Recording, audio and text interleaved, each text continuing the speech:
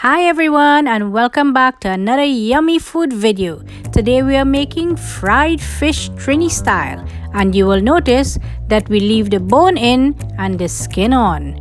This will ensure a crispy fried fish. Let's go!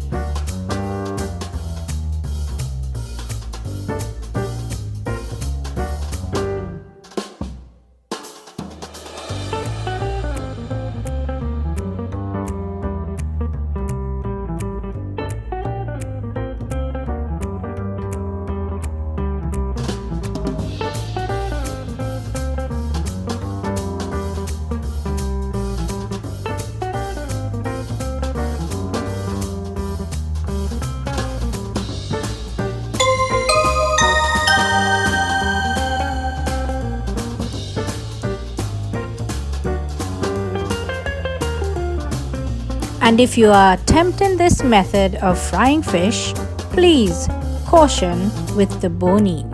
Let's go!